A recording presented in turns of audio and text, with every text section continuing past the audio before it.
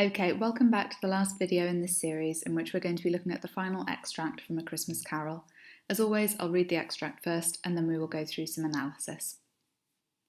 Shaving was not an easy task, for his hand continued to shake very much, and shaving requires attention even when you don't dance while you're at it. But if he had cut the end of his nose off, he would have put a piece of sticking plaster over it and been quite satisfied. He dressed himself all in his best and at last got out into the streets. The people were by this time pouring forth as he had seen them with the ghost of Christmas present, and walking with his hands behind him, Scrooge regarded every one with a delighted smile. He looked so irresistibly pleasant, in a word, that 3 or 4 good-humoured fellows said, "Good morning, sir, and Merry Christmas to you," and Scrooge said often afterwards that of all the blithe sounds he had ever heard, those were the blithest in his ears. He had not gone far, when coming on towards him he beheld the portly gentleman who had walked into his counting-house the day before, and said, "Scrooge and Marley's, I believe?" It sent a pang across his heart to think how this old gentleman would look upon him when they met, but he knew what path lay straight before him, and he took it. "My dear sir," said Scrooge, quickening his pace and taking the old gentleman by both his hands, "how do you do? I hope you succeeded yesterday. It was very kind of you. A Merry Christmas to you, sir." "Mr. Scrooge?" "Yes," said Scrooge, "that is my name, and I fear it may not be pleasant to you. Allow me to ask your pardon, and will you have the goodness—" And here Scrooge whispered in his ear. "Lord bless me!" cried the gentleman, as if his breath were taken away. "My dear Mr. Scrooge, are you serious?" "If you please," said Scrooge, "not a farthing less. A great many back payments are included in it, I assure you. Will you do me that favour?" "My dear sir," said the other, shaking hands with him, "I don't know what to say to such "Don't say anything, please," retorted Scrooge. "Come and see me. Will you come and see me?" "I will," cried the old gentleman, and it was clear he meant it. "Thank ye," said Scrooge. "I am much obliged to you. I thank you 50 times. Bless you."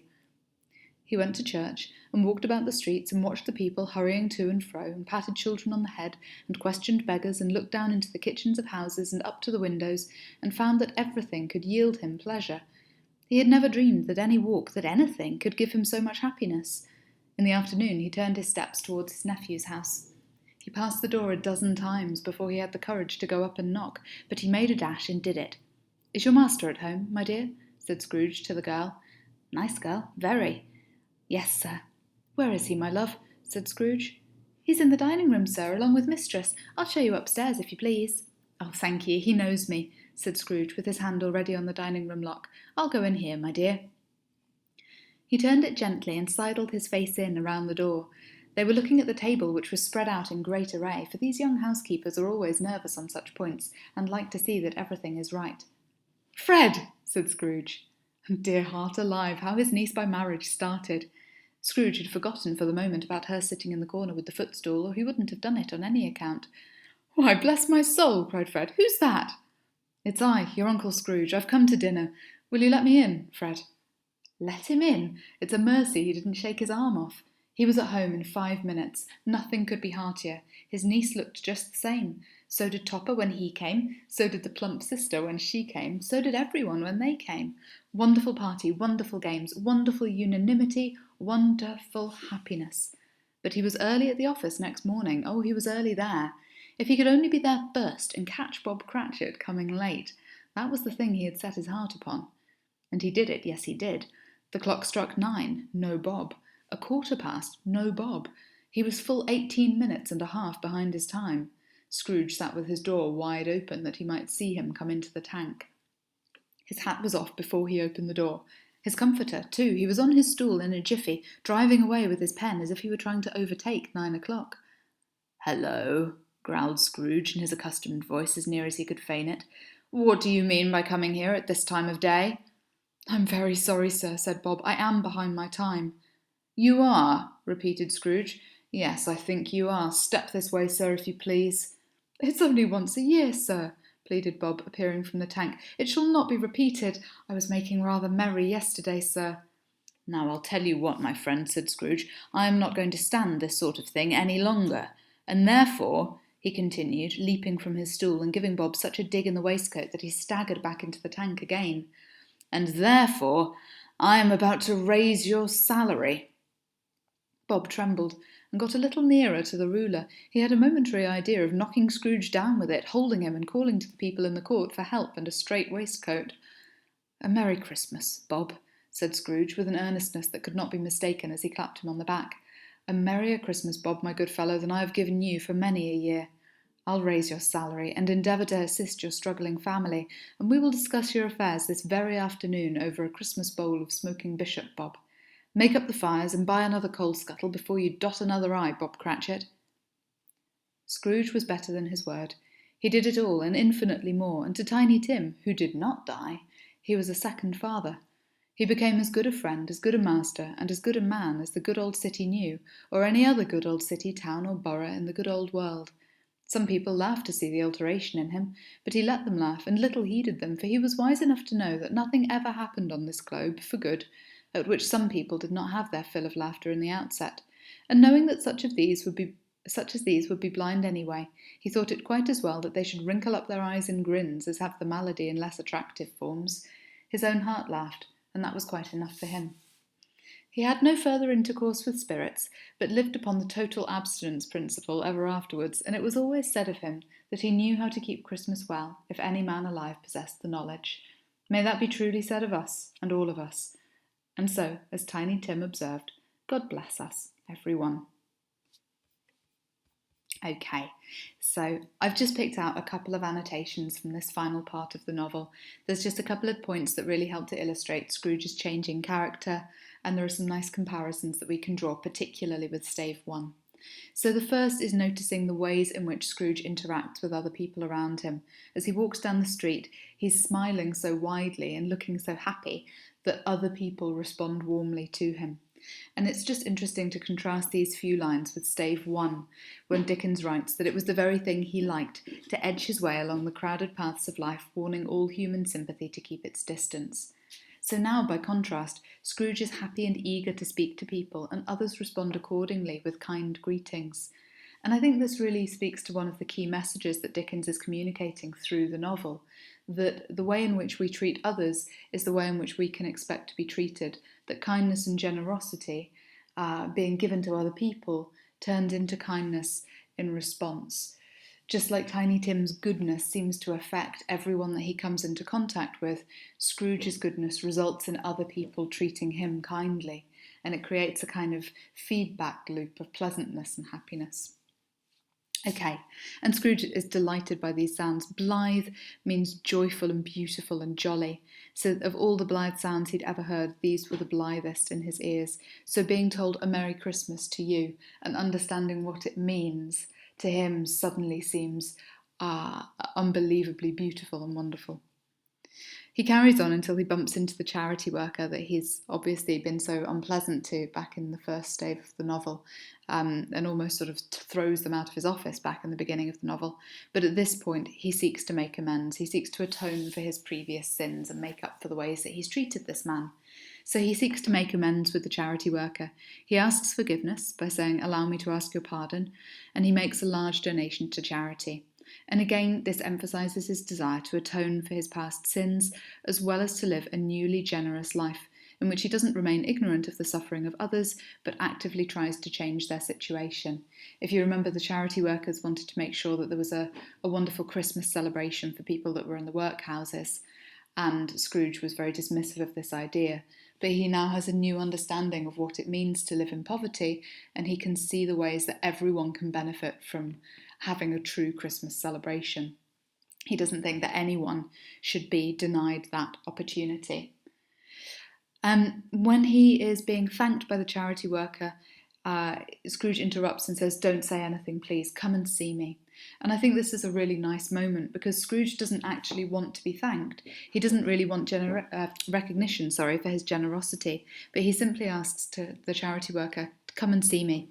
And this, I think, implies that rather than seeking some kind of increased social status for his generosity, rather than doing it because it makes him look good, what he's looking to do is to make meaningful connections with other people after his lifetime of self-isolation. He treats the man like they could become friends. "Come and see me, will you come and see me?" So he's looking for those opportunities to build relationships with other people rather than turning away from them. And you can see just by asking that question, "Will you come and see me?" The response is, "I will," and it was clear he meant to do it. Okay, so he carries on. He says, "I'm much obliged to you. I thank you 50 times. bless you. And again, just that religious language being used, that language with connotations of Christianity and religion, is really striking to see in Scrooge's speech. We never would have seen this in Stave 1, although we do see that kind of language coming from Fred. And this suggests as well that he's really internalised. He's started to believe in the message and the purpose of Christmas, and now he's treating other people in that way as well.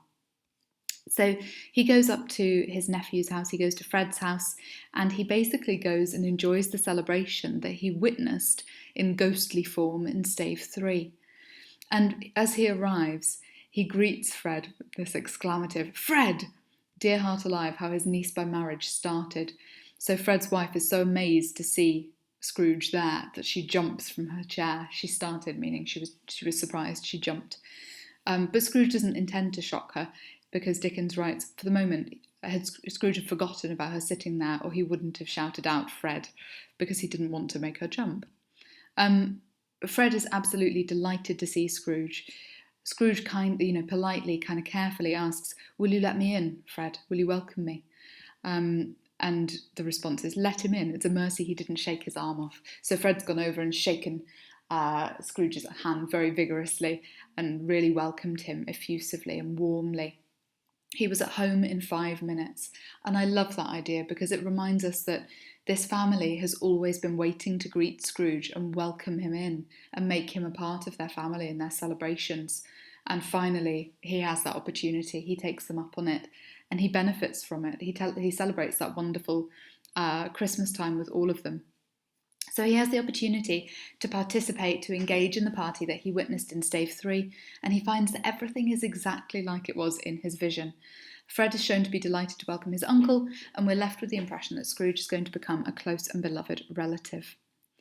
But the real relationship that we're kind of interested in is the one between Scrooge and Bob Cratchit, I feel. This is the relationship that changes the most over the course of the novel, and it's the one that Scrooge seems to learn the most from when he looks at the Cratchit family, when he sees the suffering of Tiny Tim.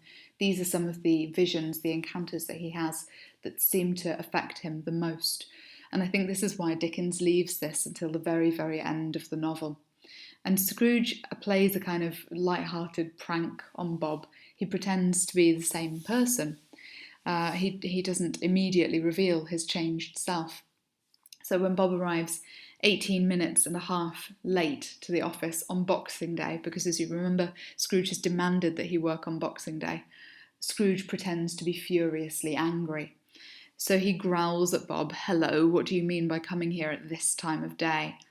So he pretends to be furiously angry, but he has to feign his accustomed voice.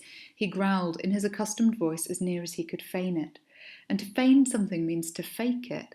So he actually is so changed that he can't growl in the way that he used to. He's not actually angry. He's trying to put it on because he wants to surprise Bob with his transformation. But of course, Bob is just immediately apologetic and starts panicking a little bit. "It was only once a year, sir. It shall not be repeated." But Scrooge simply responds. He starts to jump from his stool and pokes Bob in the waistcoat. But it all leads to this point where he says, "I'm going to raise your salary." Bob's reaction is that he thinks he needs to take the ruler, knock Scrooge out, and call to people in the street for a straight waistcoat, meaning a straight jacket. Essentially, he thinks that Scrooge has completely lost his marbles and has undergone some kind of fit. But then we have this very earnest conversation from Scrooge. Earnest meaning from the heart, genuine and sincere.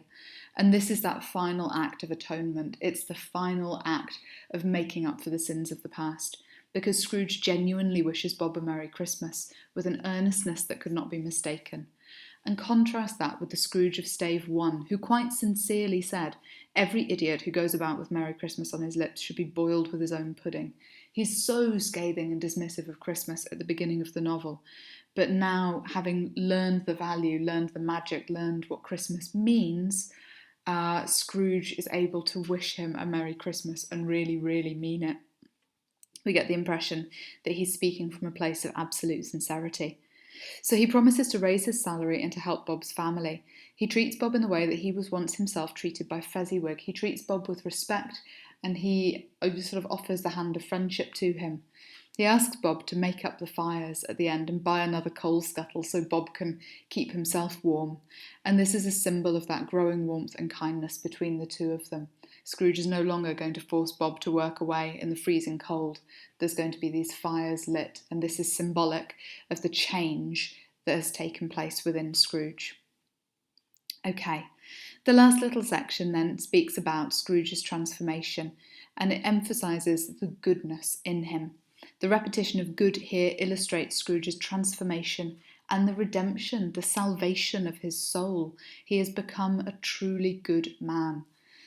And if we just think about Dickens's purpose in writing this novel, one of the things that he wants to emphasise and reiterate is the inherent goodness in everyone.